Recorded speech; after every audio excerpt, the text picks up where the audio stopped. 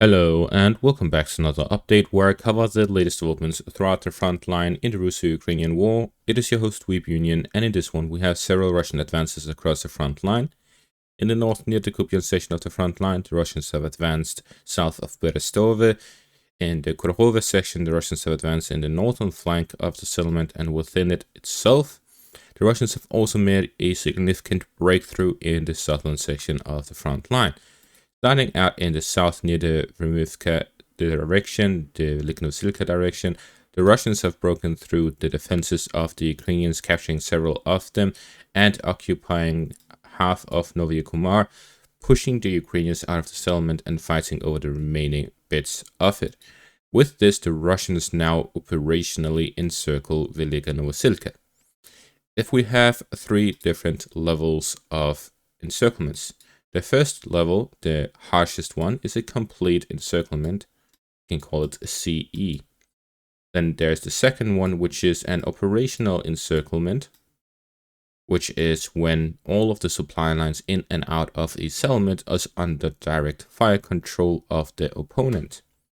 And then there is what I will call operational encirclement light, which is practically what we're seeing. That is where the requirements for an operational encirclement are present.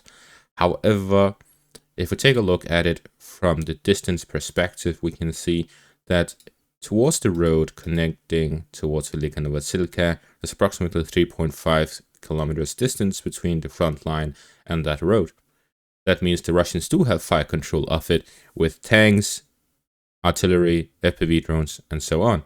They all are within close proximity to the road, within the 5-kilometer range of these weapons. Even ATGMs can fire that far.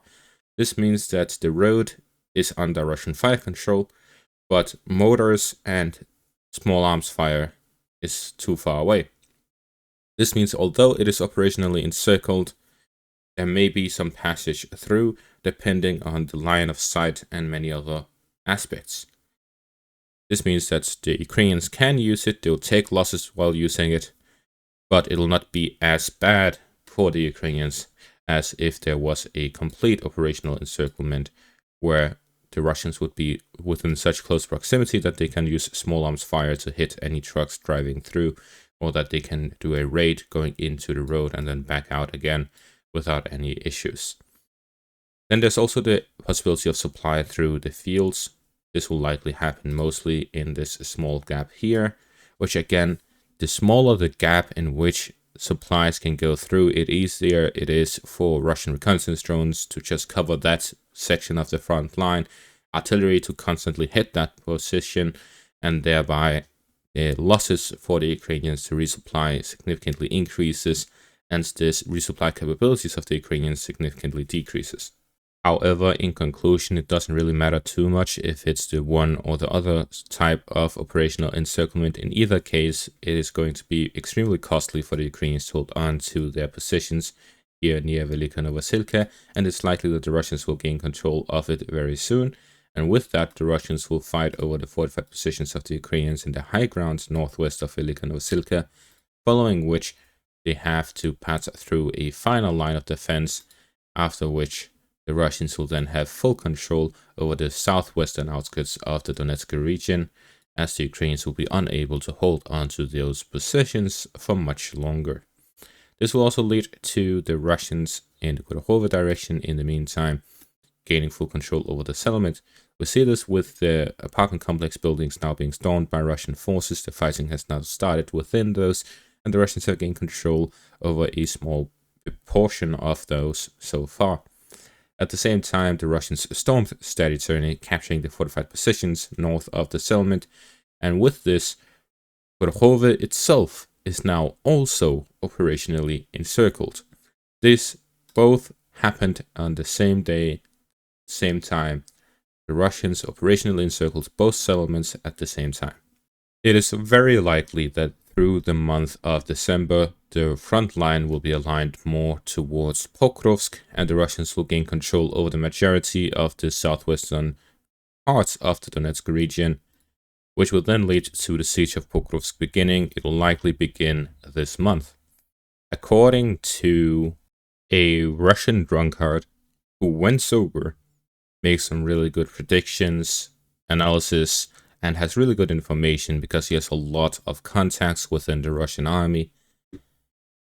He made a prediction, one he hasn't made in a long time, and that prediction is by January 20th, the inauguration of Donald Trump, the Russians will have gained control over the southwestern Donetsk region, and they will have taken Pokrovsk in a pincer, attacking both flanks. Based on that, we will see that the Russians will continue offensive operations here in the southern direction, gain full control over the southwestern Donetsk region, move upwards towards Pokrovsk, entering the city, cutting off any supply going through, cutting off the supplies going in and out of the settlement through an operational encirclement. And at that point, the Battle of Pokrovsk would be decided. The Russians would win that battle. And there his analysis ends. And where my go is through the flank of Sloyansk, Kramatorsk, Konstantinivka, the most significant line of defense of the Ukrainians. At the same time, the Battle of Chasiv Yar continues, the Battle of Toretsk continues. The Ukrainian situation in the Donetsk region is practically irretrievable. The Russians at this point are at such an advantage that the Ukrainians would have an extremely difficult time trying to recapture or even hold these positions. But back to the current situation with the Russian capture of Staryterny. The Ukrainian forces in between Sontsivka and Staryterny are in a very difficult position. The Ukrainians still have forces in this pocket that is located here towards the northeast of Staryterny, where some footage was reportedly showing Ukrainians evacuate forces here in the northeastern outskirts of it. So based on this, the Ukrainians are within this pocket, which is almost near complete encirclement.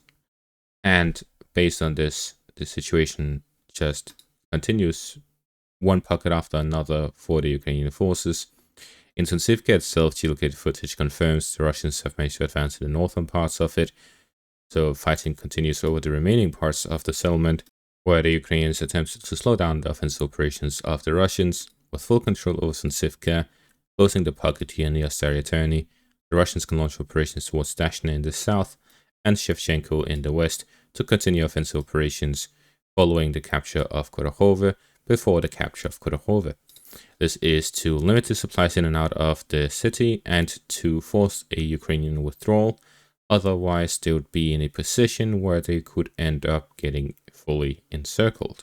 Moving up to the Kupiansk section of the front line, the Russians have advanced south of Brestove and Pyshane, capturing some fortified positions and contesting a third one. With this, offensive operations continue to expand their Russian zone of control south of Pyshane, expanding their cut-off between the Kupiansk section and the Borova section of the eastern bank of the Selydove line, and generally just doing some positional fighting, proving their positions, and slowly advancing both towards Kupiansk in the north and Borova in the south. The Russian offensive continues all across the front line, and in the Kursk region, there's also a prediction by the same guy, and he says and states, the Russians will likely launch continuous offensive operations to regain full control over Sucha and the Kursk region entirely. However, the Ukrainians will respond by sending additional reinforcements, as they cannot risk losing the Kursk incursion ahead of Donald Trump's inauguration. Such a loss would lose a significant bargaining chip for the Ukrainians in terms of negotiations, if negotiations were to start. If the Russians had full control over the Kursk region and they controlled a significant portion of the Donetsk region, on top of that there's parts of the Kharkiv region, Zaporizhia and Kherson regions, it would simply not look good for the Ukrainians, neither in terms of military capabilities or in terms of having chips at the bargaining table. A friendly reminder not to drink alcohol, as it clouds your judgment. And that is going to be all for this update. Thank you all for watching. Make sure to leave a like, subscribe, check out my Patreon and YouTube membership for additional content. Thank you all for watching and have a great day.